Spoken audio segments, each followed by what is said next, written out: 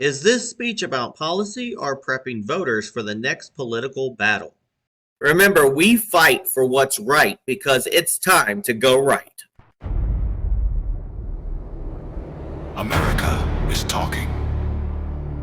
The question is, who's really listening? From Washington to Main Street, from federal power to your local community, this is where perspective meets reality. Go right! Stand for liberty tonight! Truth in focus! Voices rise! Freedom lives when people decide. Welcome to Go Right with Peter Boykin, the Constitutionalist for liberty.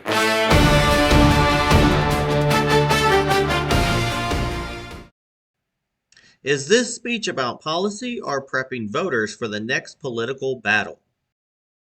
Welcome back to Go Right with Peter Boykin, the Constitutionalist for liberty. When we talk about the State of the Union, most people think about applause lines, partisan reactions, and the immediate media spin that follows.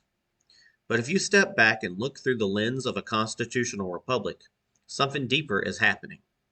The speech is not about a report card on where America stands. It is an attempt to define where America believes it is going, and more importantly, who gets to decide that direction. This recent State of the Union felt less like a traditional policy briefing and more like a strategic map laid out for a political battlefield that stretches from Washington, D.C. all the way down to local school boards, county commissions, and state legislatures. Every major theme, whether economic nationalism, border security, energy independence, or global strength, was framed not only as a governing agenda, but as a call to voters ahead of ongoing elections. That matters because in our system, speeches do not change the country. Elections do. A president can propose vision, but Congress writes laws. States interpret those laws. Local governments apply them in ways that directly shape everyday life. So when you hear promises about tariffs or domestic manufacturing, that conversation eventually reaches local workers deciding whether factories reopen, small business owners facing supply chain costs, and city councils debating zoning or infrastructure expansion. This is where the gap between national messaging and daily reality becomes visible. Politicians in Washington talk about microeconomic success. Meanwhile, Americans talk about grocery bills, rent payments, insurance costs, and whether their paycheck stretches far enough to cover the month.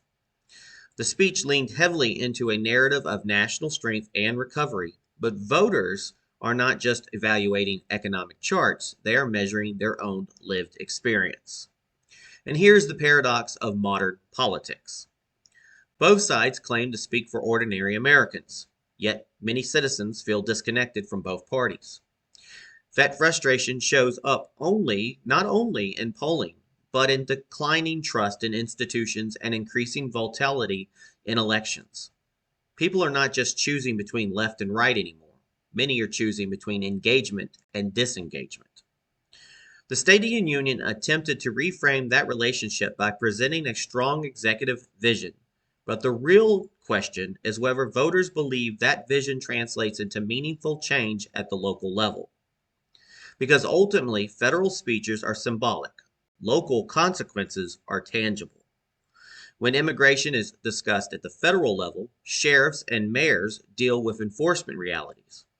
When energy policy is debated nationally, local utility rates and infrastructure decisions determine whether families can afford heating and electricity. When economic policies promise growth, state legislators decide tax structures and regulatory fireworks that either encourage or limit that growth. The speech also reflected the increasing shift towards narrative politics, where storytelling becomes as important as policy detail. Emotional framing, patriotic imagery, and strong not just to inform but to mobilize. Supporters hear affirmation of their values. Critics hear confirmation of their fears.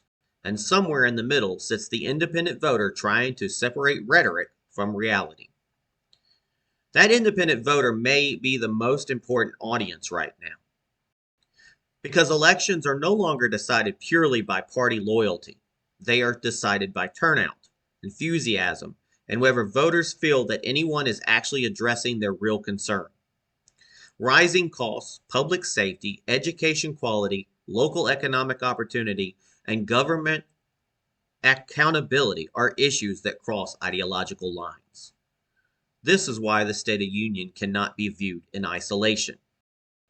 It is a part of a larger cycle where federal messaging sets the tone, state leaders adapt that tone into legislation, and local candidates turn it into campaign slogans.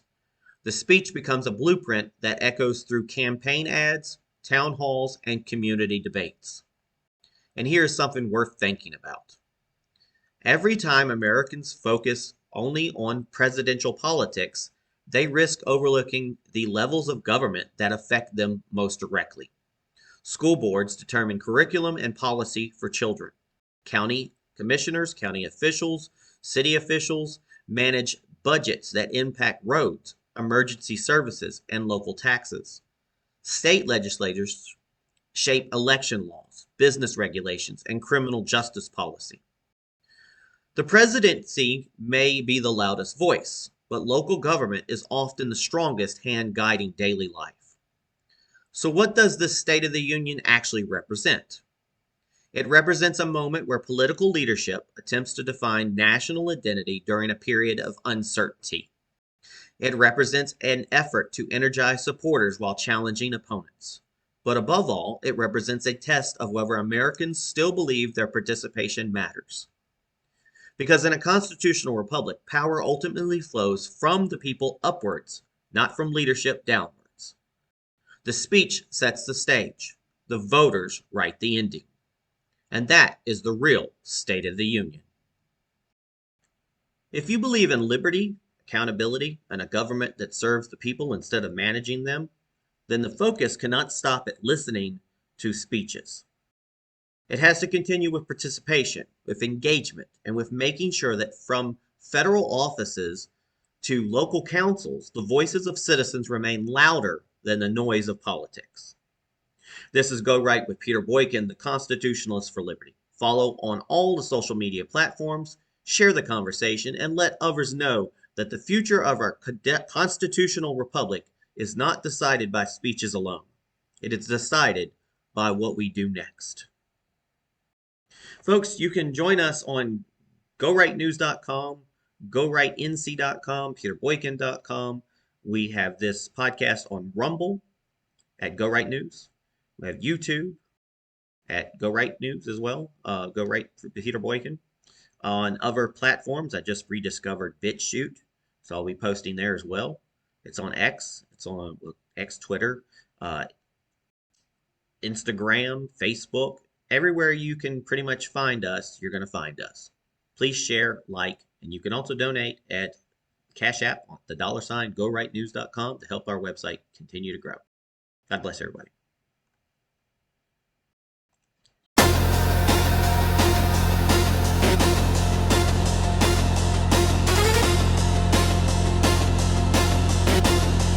Rising for future, go right!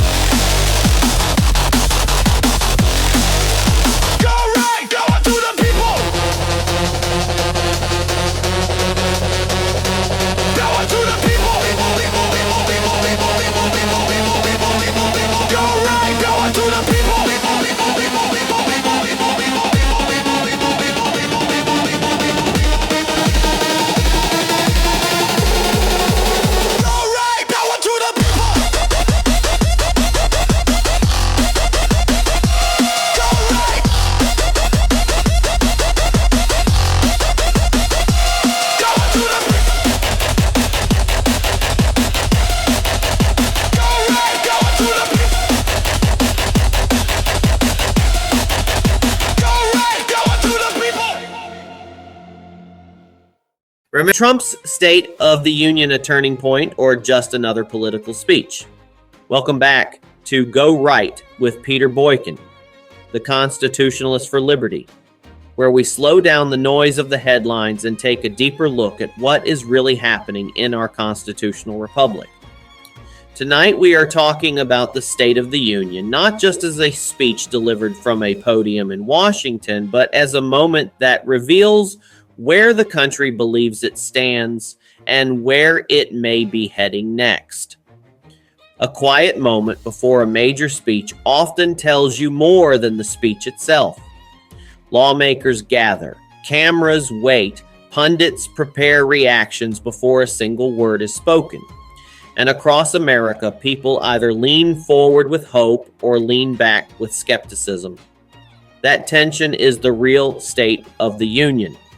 It is not simply the words spoken inside the chamber, but the expectations carried by millions of Americans watching from living rooms, workplaces, and phones across the country.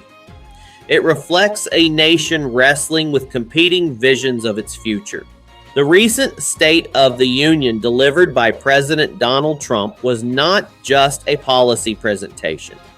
It functioned more like a signal flare aimed at the entire political system, from federal power struggles all the way down to local elections shaping everyday communities. In a constitutional republic, speeches like this are less about ceremony and more about direction. The real question is not whether the speech sounded strong or controversial. The real question is how its themes translate into action at every level of government. The address framed America as entering what was described as a renewed era of prosperity, a kind of economic reset built around tariffs, tax policy, and domestic production. The message projected confidence, emphasizing national strength and a return to American manufacturing power. Supporters heard affirmation of a populist economic approach centered on American workers and economic independence. Critics heard political theater, arguing that optimism and national statistics does not always match the reality many Americans feel in their daily lives. And this is where the deeper tension appears. Federal policy narratives often collide with kitchen table economics. Families are not judging economic success by press releases or market reports. They judge it by grocery prices, rent payments, insurance costs, and whether their paycheck still stretches far enough to make it through the month. Inflation concerns, housing affordability, and rising energy bills remain front of mind regardless of political affiliation. From a constitutional perspective, the executive branch proposes direction, but Congress determines whether that direction becomes law. That reality ties every presidential speech directly to elections and legislative battles still to come. As the speech moved into national security themes, immigration enforcement and border security became central pillars, framed as matters of sovereignty and public safety. Foreign policy warnings emphasized global instability and international threats, presenting the world stage as a test of American strength. These issues do more than dominate cable news debates. They activate different voter priorities and ripple into state and local decision-making. Sheriffs, mayors, and community leaders ultimately deal with the real-world outcomes of national policy. Local candidates frequently mirror federal talking points, translating global concerns into neighborhood campaign language that voters encounter closest to home. Shifting from security to economics again, the speech highlighted policy proposals designed to reach beyond Washington. One initiative focused on expanding retirement savings access for Americans without employer plans, a proposal that, if enacted, would ripple through state economies, financial institutions, and workforce planning. Another announcement targeted energy infrastructure costs, suggesting large technology companies operating energy-intensive data centers should carry more of the burden rather than consumers. Even if the practical effects take years to materialize, the messaging speaks directly to voters frustrated by high utility bills and rising living costs. Federal proposals often sound abstract, but they eventually shape municipal budgets, local services, and long-term economic stability within communities. This leads directly into the gap that defines modern politics. National speeches emphasize broad economic indicators, while Americans evaluate reality through personal experience. Rising costs, healthcare expenses, housing pressures, and local taxes define how voters interpret political promises. Elections are often decided in the space between national messaging and lived reality.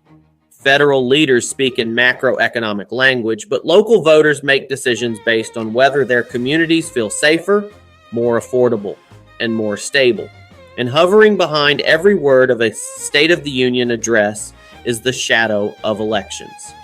These speeches are never just summaries of policy. They are campaign roadmaps. The themes emphasized signal priorities to congressional candidates, state legislators, and local officials preparing for upcoming races. Midterm elections determine legislative control, shape taxation and education policies at the state level, and influence local boards responsible for zoning, policing, and public services. A president may set the narrative, but local races ultimately determine whether that narrative becomes reality. What often goes unnoticed is how deeply federal rhetoric influences local governance.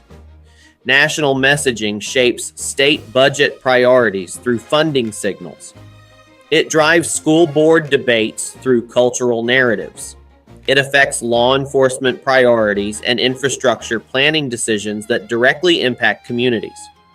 In a constitutional republic, power does not move in only one direction. Federal leadership provides themes, but state and local leaders decide implementation, and citizens ultimately judge the results. Perhaps the most revealing element of this moment is what the speech signals about the future beyond immediate policy debates. Political observers are already looking ahead, evaluating how these themes may shape the next presidential cycle. On the Republican side, future candidates may attempt to carry forward a Trump-style populist message focused on sovereignty and economic nationalism. On the Democratic side, emerging figures may emphasize institutional stability, social policy priorities, or alternative economic frameworks. American elections increasingly revolve around competing narratives about identity and direction, rather than purely technical policy debates. The speech becomes more than a reflection of current leadership. It becomes a preview of ideological battles that could define the 2028 political landscape. All of this raises a fundamental question. Was this State of the Union primarily a governing tool or a campaign stage? The honest answer is that it was both. Presidential messaging must govern, persuade, and mobilize simultaneously. It must reassure supporters, challenge opponents, and test ideas that may define future elections. And that brings us back to the real meaning of the State of the Union. It is not found in applause lines or partisan reactions.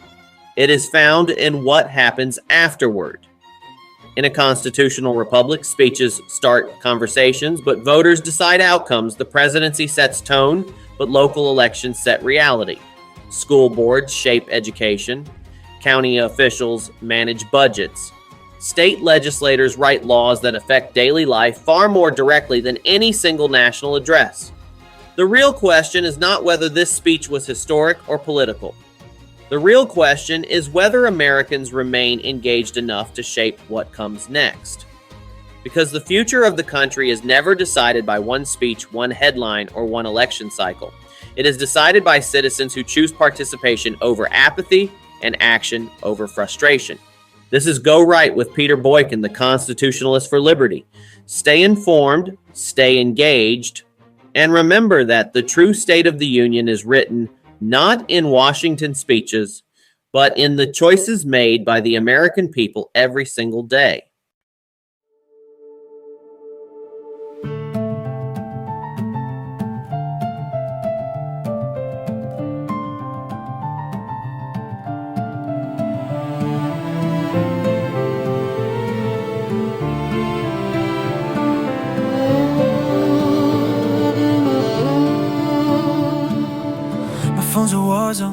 every day. Everyone shouting, no one prays. They say, pick a side, but I just want peace. Freedom's a fight that never sleeps. Oh, oh, oh, oh, oh, oh, oh. They call it progress when you can't speak. They call it love, but they crush the weak. I won't hide, won't look away. I'll go right anyway. Oh, oh, oh.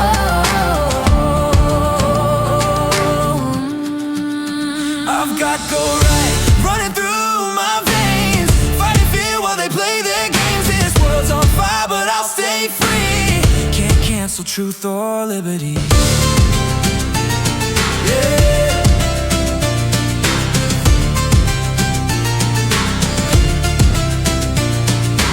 They said stay silent, I said no way.